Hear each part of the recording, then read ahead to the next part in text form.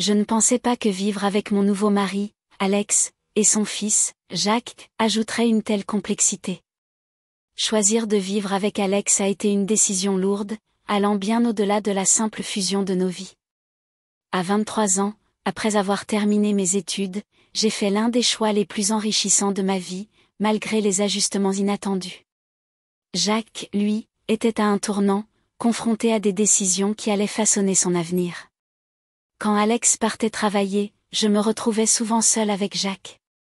Au début, tout semblait si simple, presque trop simple.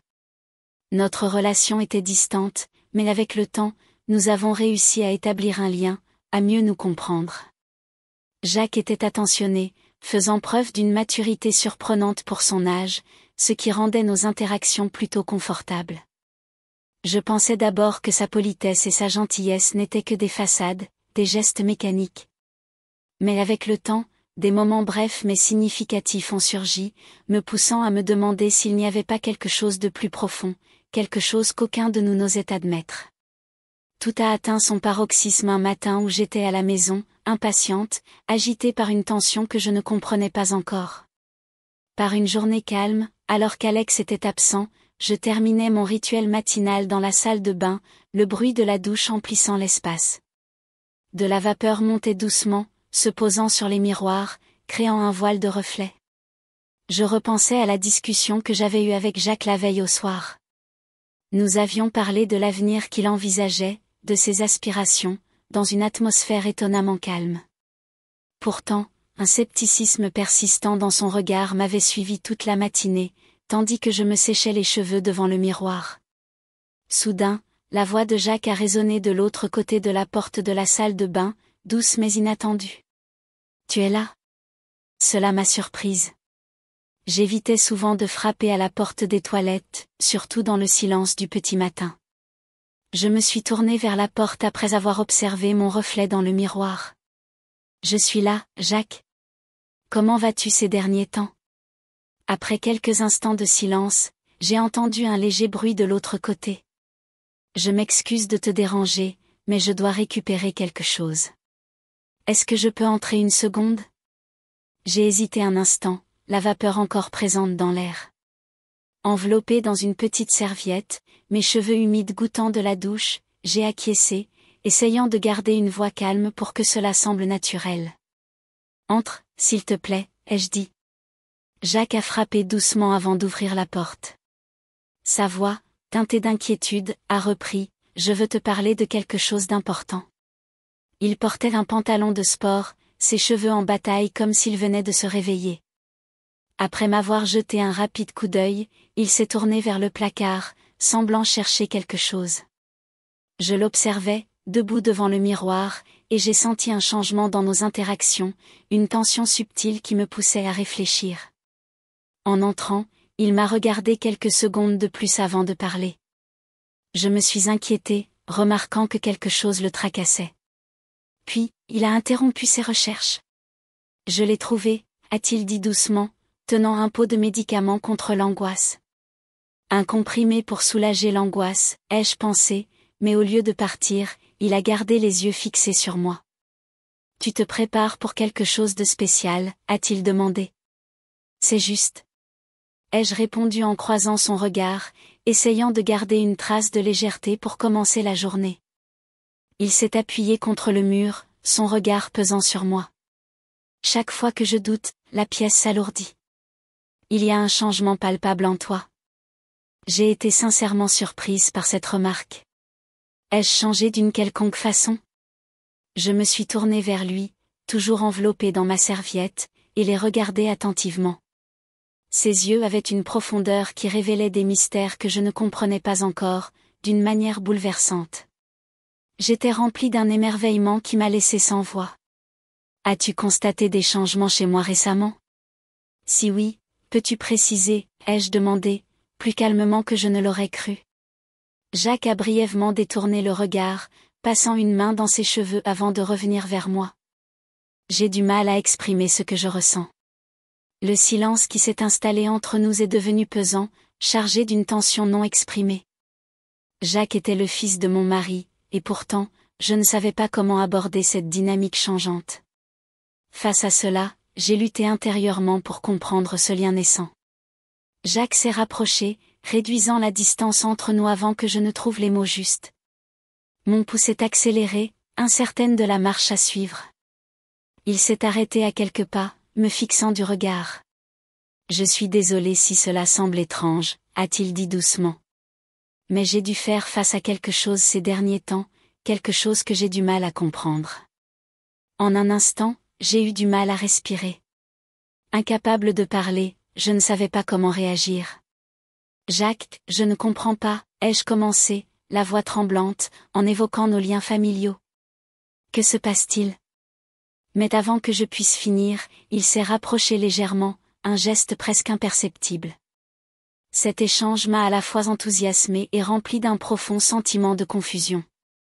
Tandis que je le regardais, mon cœur battait la chamade, signe évident d'une connexion inattendue qui s'était développée progressivement. Je sais que ce n'est pas bien, a-t-il murmuré, prenant ma main avec une voix tremblante. Je ne pouvais pas exprimer mes émotions, les mots restaient muets. L'intensité du moment m'a plongé dans une profonde confusion.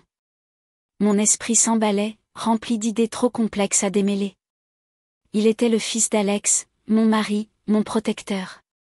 Et pourtant, les sentiments que j'éprouvais étaient si clairs que j'ai dû me forcer à rompre le contact. Jacques, il faut que je parte, ai-je dit, la voix tremblante, reculant pour briser le lien entre nous. Il a fait un geste, une lueur d'agonie dans les yeux, et a murmuré, « Je suis désolé. » J'ai pris la parole pour tenter de reprendre mes esprits. On se revoit plus tard, ai-je dit rapidement, quittant la salle de bain sans m'arrêter. Mes pensées étaient envahies par le remords, la perplexité et une émotion que je n'étais pas prête à accepter. En fermant la porte de ma chambre, j'ai trouvé un réconfort fragile, mais mon cœur battait toujours la chamade. Que s'était-il passé? Comment tout cela avait-il pu arriver si vite? Et que devais-je faire maintenant? Même si rien de concret ne s'était produit, j'étais complètement à la dérive, incertaine de la prochaine étape. J'ai terminé le ménage, fait les courses, et me suis concentrée pour oublier ce qui s'était passé dans la salle de bain. Malgré tous mes efforts, les souvenirs de Jacques persistaient dans mon esprit. Ce contact, l'intensité de son regard, que je n'avais jamais vu auparavant, restait gravé dans ma mémoire. J'avais épousé Alex, mais le résultat n'était pas celui que j'avais prévu. Jacques était devenu mon beau-fils, et notre relation, qui devait être simple et familiale, avait changé. Je ne m'en suis rendu compte que trop tard. Le lendemain, Alex est parti en voyage d'affaires, me laissant seule à la maison pour réfléchir à mes sentiments. Le profond silence m'enveloppa, me forçant à affronter la vérité. Les paroles de Jacques, leur intensité, accéléraient mon rythme cardiaque. Tandis que la nuit tombait, je ne pouvais m'empêcher d'être attirée par cette connexion, et ma paix intérieure s'effritait. Même si j'étais soulagée de ne pas avoir de nouvelles de Jacques, je ne savais pas comment l'aborder après tout ce qui s'était passé, ni comment je réagirais s'il en parlait. Malgré mes efforts pour réprimer ce sentiment, je désirais sa présence.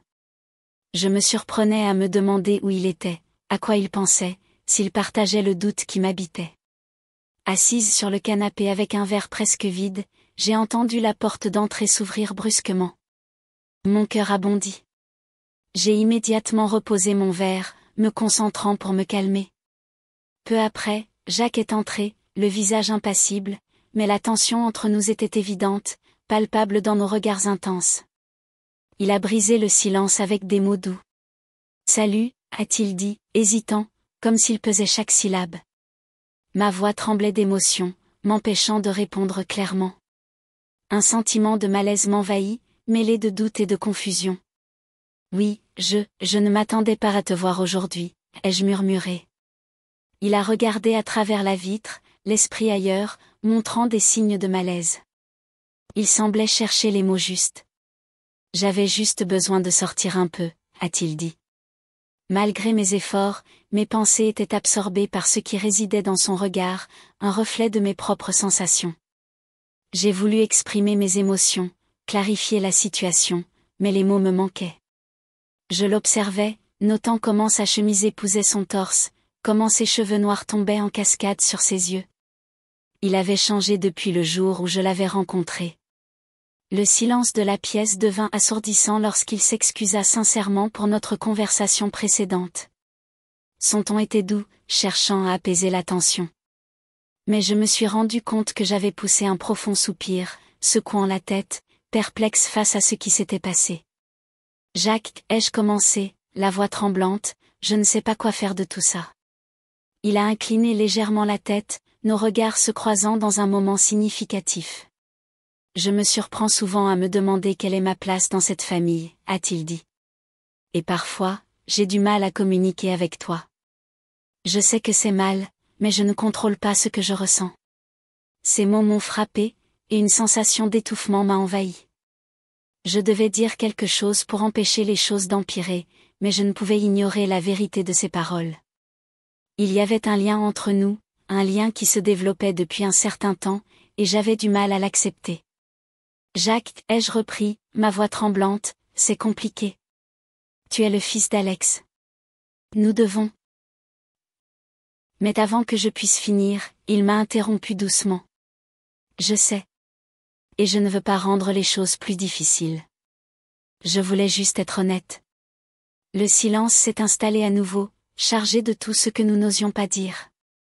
Je l'ai regardé, et pour la première fois, j'ai vu non seulement le jeune homme en quête de direction, mais aussi quelqu'un qui, comme moi, luttait avec des émotions inattendues. « Merci pour ton honnêteté, ai-je dit enfin, la voix plus stable. Mais nous devons être prudents.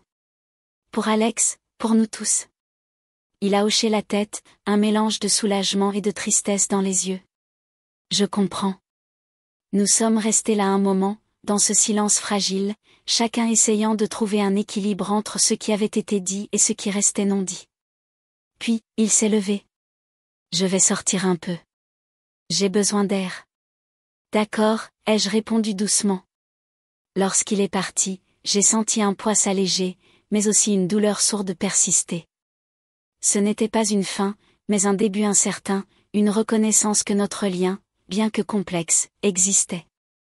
Et dans ce silence, j'ai compris que certaines connexions, même les plus inattendues, nous poussent à nous confronter à nous-mêmes, à nos désirs, à nos limites.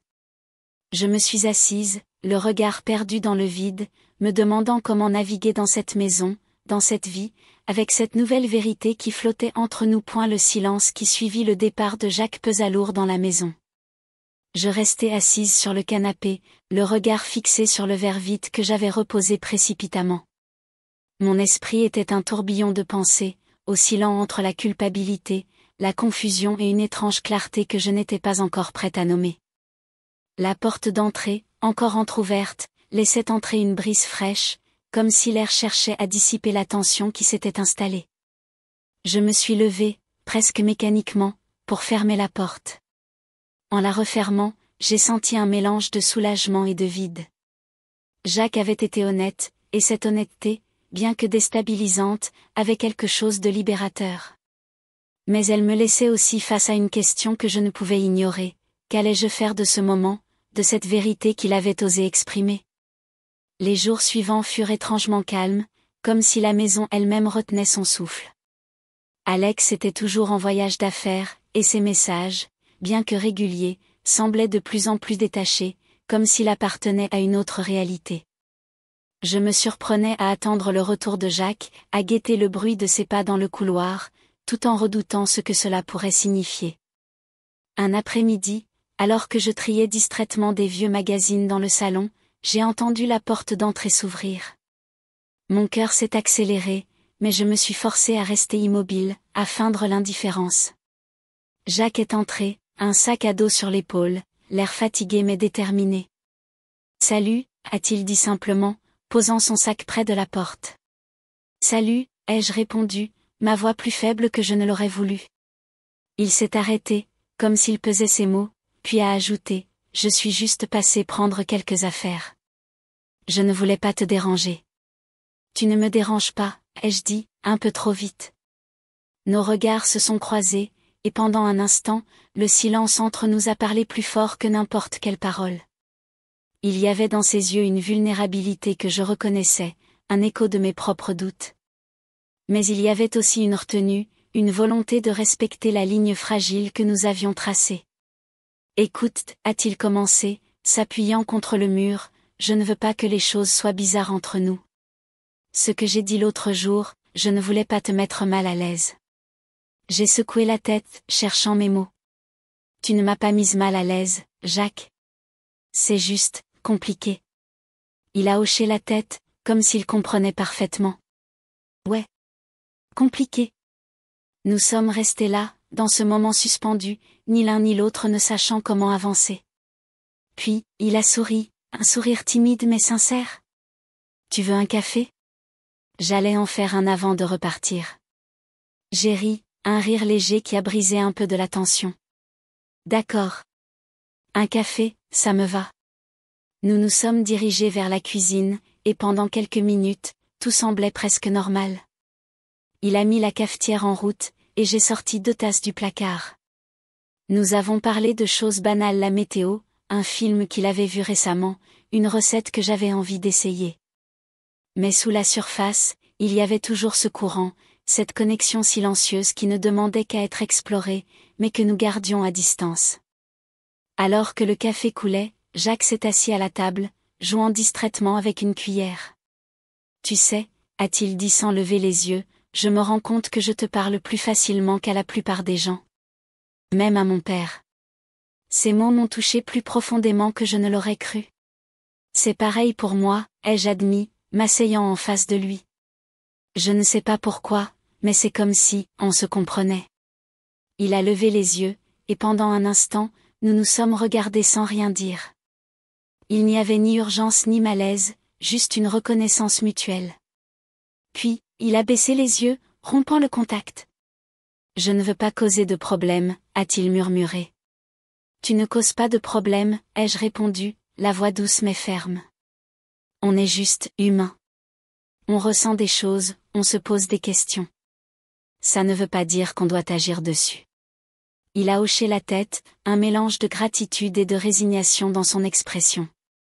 T'es sage, tu sais ça. J'ai ri, secouant la tête. Pas vraiment. J'essaie juste de comprendre, comme toi. Le café était prêt, et nous l'avons bu en silence, chacun perdu dans ses pensées. Quand il a fini, Jacques s'est levé, ramassant son sac. Je vais y aller. J'ai des trucs à faire. D'accord, ai-je dit, me levant aussi. Prends soin de toi, Jacques. Il m'a regardé une dernière fois, un sourire triste sur les lèvres. Toi aussi. Lorsqu'il est parti, la maison est redevenue silencieuse, mais ce silence n'était plus oppressant. Il était chargé d'une compréhension nouvelle, d'une acceptation que certaines choses, bien que puissantes, devaient rester inexprimées. Les jours qui suivirent, j'ai essayé de me concentrer sur ma routine, sur ma vie avec Alex, sur moi-même. Mais Jacques restait dans un coin de mon esprit, pas comme une obsession, mais comme un rappel de ce que signifie être vu, être entendu. Quand Alex est rentré de son voyage, il a remarqué quelque chose de différent en moi. Tu sembles plus calme, a-t-il dit un soir, alors que nous mangions ensemble. J'ai souri, ne sachant pas comment expliquer. Peut-être que je commence à me retrouver. Il a hoché la tête, acceptant ma réponse sans creuser davantage. Et peut-être était-ce suffisant. Jacques, lui, est revenu à la maison de temps en temps, mais nos interactions étaient plus légères, plus prudentes. Nous avions établi une frontière invisible, une compréhension tacite que notre lien, bien que réel, ne pouvait pas dépasser certaines limites. Pourtant, chaque sourire échangé, chaque conversation banale, portait la trace de cette connexion qui avait changé quelque chose en nous deux. Un soir, alors que je regardais la pluie tomber doucement dehors, je me suis surprise à écrire dans mon journal. Pas pour analyser ou expliquer, mais pour capturer ce sentiment étrange et précieux d'avoir partagé quelque chose d'unique avec quelqu'un, même si ce n'était qu'un instant, même si cela ne devait jamais devenir autre chose. La vie a repris son cours, avec ses hauts et ses bas, ses silences et ses rires. Mais je portais en moi une nouvelle clarté, une reconnaissance que les liens humains, même les plus complexes, sont ce qui nous rend vivants. Et dans cette maison, où le silence parlait parfois plus fort que les mots, j'avais appris à écouter.